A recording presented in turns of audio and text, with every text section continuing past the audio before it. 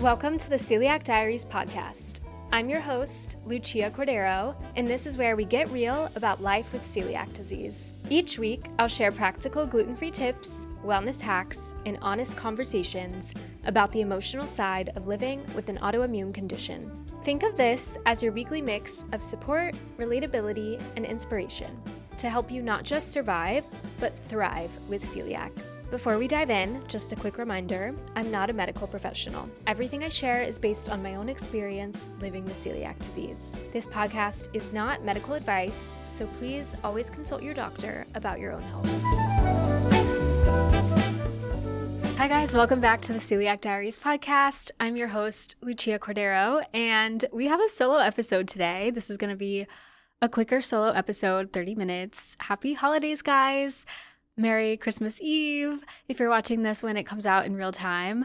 I haven't done a solo episode in a minute because I've been having so much fun with all of the guest episodes, but I'm excited to just chat with you guys about a topic that I think is really important. As you probably know by the title of this video, I want to talk about the gift that celiac has brought into my life and why I like to look at it as one of the best things that's ever happened to me. And before you're like, hold up, that's a crazy thing to say, I don't mean it in a way that's toxic positivity. I'll get into everything. So don't go away just yet. I promise this is not a toxic positivity episode, but just a mindset shift that I've had with celiac disease that I think can be really helpful to some of you maybe. And as always, just take everything with a grain of salt, but I'm excited to get into it. First up, let's do our little segments that we have on the pod. So gluten-free fave of the week.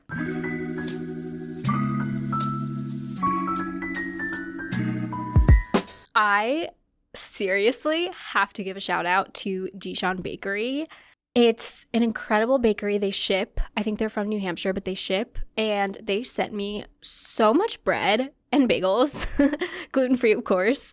And wow, you guys, No Gluten Gabby was talking about them on the podcast about a month ago. And I kept it in the back of my mind. And I was like, okay, if I ever get a chance to try these, I'm definitely going to.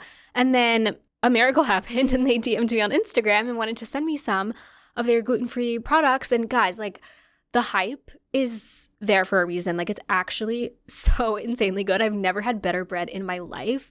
And they have such clean ingredients too, which I think is so rare to find with gluten-free bread products. Like no seed oils, all these things. So I'm seriously obsessed with Dijon Bakery. If you have celiac or gluten-free, you have to try it. I'm telling you. Okay, you have to. Next up, let's get into news of the week. So, a new bipartisan bill called the Medical Nutrition Therapy Act was introduced in the U.S. House, and if passed, this could expand Medicare coverage for nutrition therapy, including for people with celiac disease. And this matters because, as most of you probably know, the only treatment for celiac is a strict gluten-free diet. But dietitian care is often not covered with insurances, and advocates are saying like this could just really help improve patients' long-term health and prevent deficiencies and reduce complications with celiac disease if they're able to get the care that's needed for celiac disease covered by insurance. And I think this also just recognizes the role of nutrition therapy in chronic disease management outside of just celiac disease. Advocates are encouraging supporters to contact their legislators to co-sponsor and help pass this bill. Wanted to make you guys aware of that. I think something that I'm trying to learn more about and something that this podcast has opened my eyes to is all of the advocacy work that so many people are doing out there, lawmakers, people like Allergies with Mia starting her own petition. And I just think that's so inspiring and so empowering. So I will keep you guys informed on all of those little updates that are happening in the celiac community and larger chronic illness community on the pod. So stay tuned, but let's get into the meat of the episode. And my dad he makes fun of me for saying that every single solo episode that I have. So I know he's listening to this and is like, Lucia, you said it. But anyway, let's get into it. And I know I said a little disclaimer at the beginning, but this is not supposed to be a toxic positivity episode. I'm not saying that celiac disease should always be easy. I totally get that it's something that can be so challenging, especially when you're first diagnosed. Like, keep in mind, I've had celiac for 15 years at this point. So I definitely have a different perspective on it than someone that was just diagnosed. And if you're struggling with celiac disease at any point in your journey with it, that's so normal and so valid. I'm just sharing my own personal experience and reflecting on how celiac has really changed my life in some really positive ways and just shaped like who I am as a person and how I take care of myself and my health. So I'm excited to get into it. The first way that celiac has really changed my life is that it forced me to listen to my body. Before I had celiac, I mean, granted, I was like a child because I got diagnosed when I was 11, but before I had celiac, I was not in tune with my body. I did not understand like the gut-brain connection. I didn't understand what various stomach issues were or symptoms. And having celiac and learning how to manage it effectively has helped me just become in tune with my body in a way that I don't think I ever would have learned if I didn't have celiac disease. I think it's so easy as humans to just kind of be on autopilot with however your body feels and not take the time to really think about how your daily habits or your diet is really contributing to your health and the way that your body is showing up in the world, whether it's stomach issues, symptoms, skin symptoms, acne, bloating, mental health, anxiety. And I think going back to the doctor when I was in my early 20s, realizing that my celiac levels were high and doing more research on what the symptoms of celiac disease were really helped me learn how to pay attention to the signals that my body was sending me. And now that's a tool that I just have in general. And I can use it not only for my celiac disease management, but also for other parts of my life, like with running. Like I know how to listen to my body, and I just feel like I have this like relationship with it now where I'm able to hear what my body is trying to tell me, if that makes sense. So I think that's something that I think maybe I would have been able to learn without celiac disease, but I definitely learned it faster and earlier in life because of celiac disease. And for that, I'm very grateful. Also, celiac expanded my view of health and nutrition. Before celiac disease, I mean, honestly, I was a child, so it's kind of hard to compare in that way, but I really think if I had never been diagnosed with celiac, I would not be so informed about nutrition and wellness and just like taking care of my body long term. Because of deficiencies that I have with celiac, I've had to do research about calcium intake, vitamins, supplements that I know like wellness is trendy right now, but I don't think as a 26-year-old girl that has a corporate job that I really would have cared as much about health and nutrition as I do now if I didn't have celiac disease. And celiac disease kind of forced me to get into that world and expand my mind about it. And not only is it something that I think is just important to understand health and nutrition and how it affects your body beyond just being celiac and the gluten-free diet, but like high protein and all these other things that you should be aware of. It's also something that I've found like a passion in and something that I could see myself pursuing as a career long term, like working for a company that has like wellness CPG products or something. And celiac was really what opened my eyes to that entire world. So I think that's really cool. Kind of along the same vein, but celiac really forced me to think about the longevity of my life.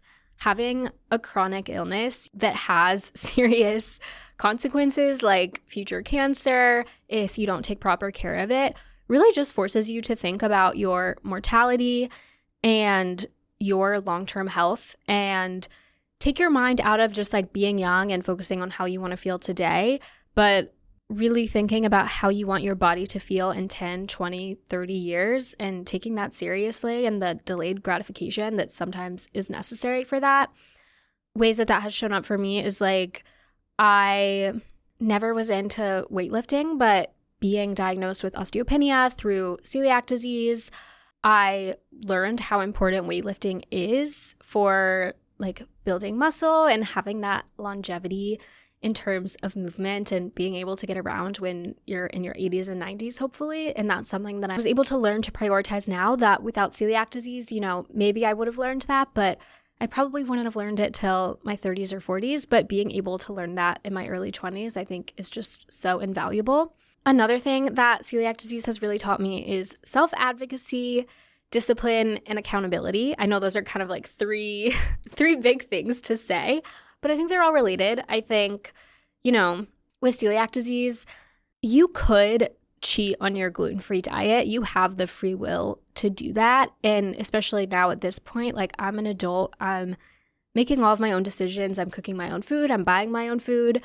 I could have gluten, but it's like you really just have to have the discipline, the self-respect, and the accountability for yourself to learn that you need to actually do what's best for you and your body. No one is coming to save you. If you have gluten, like it's on you, and you have to learn how to take personal accountability for that. And I think having past experiences that I've shared on this podcast where I didn't do that and I did cheat on the gluten-free diet, I think just really taught me the lesson that like you have to take this into your own hands. No one's coming to save you. And I think that that's just a lesson that carries into everything like in the rest of my life with like career goals or just other things that I'm trying to do and achieve. That discipline and personal accountability is just really important. Also self-advocacy, like you really do have to put yourself out there in that way and kind of be annoying sometimes with the waiter asking questions. And it's just one of those things that you get used to, and I think it just helps you be more confident in voicing maybe like other needs or self-advocacy type things that could come up in other situations. Next, I know I did a whole episode on anxiety, so I won't get too much into it, but celiac taught me a lot about control anxiety and just having self-compassion, because really in life, you can only control what you do. And it's best to just focus on what you can control, and being anxious about like other people's actions really is just a waste of time.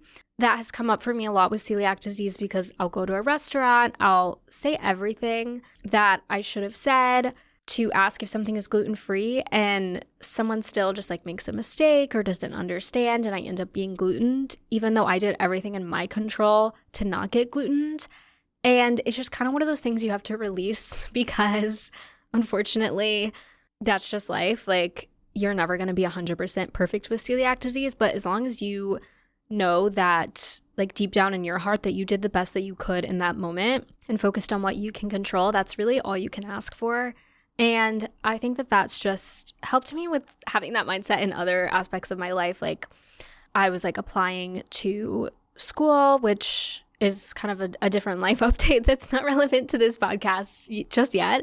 But I knew that, like, you know, an application decision that comes from a school, there's so much that's out of your control with that. But as long as you know that you did your best, you gave your 100%, and you know deep down that you did everything in your control to put your best application forward, that's all that you can do. And I think just having that sort of mindset that I've learned from celiac disease and applying it to other aspects of my life has just helped me so much with, like, being less anxious and releasing perfection and framing mistakes in my mind as learning experiences, and just also keeping in mind that, like, growth isn't linear. Sometimes you're going to mess things up. Consistency over time matters more than perfection. Like, it's so much better to be gluten-free, like, 364 days out of the year, and then that one day is like an outlier. It happens. You didn't mean to get glutened, like, it happens.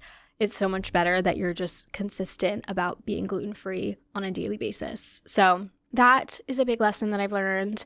And the next one, this is kind of related to self-advocacy, but just having empathy, having boundaries, and not people-pleasing. So the empathy piece is, because celiac disease is really kind of an invisible struggle, I think you just become so much more empathetic to other things that people might be going through that you don't understand or that you don't see. Because celiac disease is so nuanced, and I think there's so many people that just don't understand it.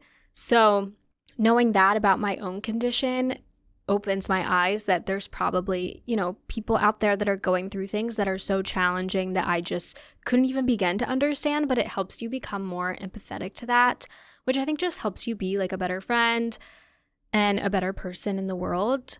It's helped me become so empathetic to friends or loved ones or just people in general that are dealing with any sort of health issue, because I know firsthand how frustrating it can be to be dealing with something like that. Another thing with boundaries is that I've just learned to say no and be okay with disappointing people sometimes.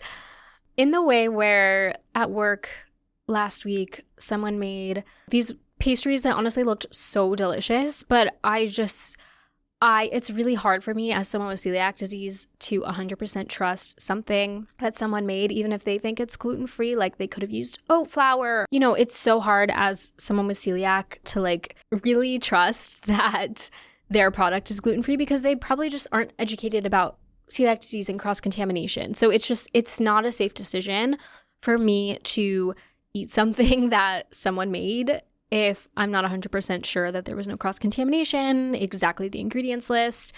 And that can be disappointing to people if they like bring a pastry into the office that they made and they're excited for you to try it and you're just like, oh no, sorry, I can't. But you just kind of have to be okay with doing that because your health comes first. And lastly, I really, really like this one. I think celiac has just taught me that it's important to trust myself and also the importance of lifelong learning. So in terms of trusting myself, navigating the healthcare system in America can be really confusing because you're taught when you're growing up to really trust doctors, trust authoritative figures in your life. But sometimes those figures aren't 100% right. Sometimes they might give you wrong information, and sometimes they might not advocate for you to the extent that you really need them to. And sometimes they might not figure out something that you're experiencing. And you really do have to trust yourself and advocate for yourself. Trust that you know your body, you know what you're feeling. And if someone in an authoritative position doesn't believe you, like you kind of have to take it into your own hands, which is something that I've learned with celiac disease. And the other thing is just the lifelong learning aspect of it. Like I thought when I was 11, okay, no gluten for me, like whatever, this isn't a big deal. But no, I learned in my early 20s, as I've said on this podcast, that there was so much more for me to learn about celiac disease. And it really is a lifelong learning process. Like I've learned so much even just since I started this podcast just over 2 months ago. And you really do need to have a growth mindset with celiac disease and just keep an open mind. And I think it's important to have that with everything in life. Like you're always going to be learning something from someone else that will just maybe make your life easier, or open up your world, or realize that you've been doing something wrong. And I just think having that mentality with celiac disease is really important if you want to keep improving your life and your quality of life. And having that mentality in life is obviously just a great way to go about things, in my opinion. So really developing that growth mindset based on how my journey has been with celiac disease has been amazing. So those are kind of all of the reasons why I like to say that celiac disease is the best thing that ever happened to me. And I know like it sounds like a toxic positivity way to say things, but I feel like that's just kind of how I like to think about everything in life. I like to think that everything happens for a reason, and I like to see the positive sides out of every single experience that I've had and just focus on learning from things rather than letting things that might be challenges or something that I wouldn't choose for myself. Like if I could not have celiac disease, obviously that would make my life so much easier, but at the same time, I would probably be a different person, and maybe I wouldn't have learned all of these life lessons. Maybe I would have, who knows, but celiac disease has really impacted my life in such a positive way. And I know this title might sound bold and I don't want it to be polarizing, but if you are newly diagnosed or you're in a hard season with celiac disease, I get that this episode might not resonate with you, but maybe it'll inspire you that eventually you'll get to a mindset, learn your own things from celiac. Maybe it's not even the things that I mentioned, but I think this is a special community of all of us that are navigating this together, and just having this community. I mean, I didn't even mention that, but having this podcast community is such a wonderful thing that has come from celiac disease. So many connections with amazing guests that I've had this year. And even just that in and of itself is such a beautiful gift to come from celiac disease. Happy holidays. Merry Christmas. I will see you guys next week for a New Year's video if you guys are listening to this in real time. Don't forget to rate the show, leave us a 5-star review, and send this episode to a friend so we can grow our community. I'm so excited for the rest of what this podcast has in store. I've gotten such amazing feedback from you guys, and please keep it coming. I really want to make this podcast the best for this community. So let me know what types of episodes you want to see. If you have any guest requests or topics that you want me to unpack, please let me know in my Instagram DMs at Celiac Diaries Pod. I will catch you guys here next Wednesday for another episode. Bye, guys.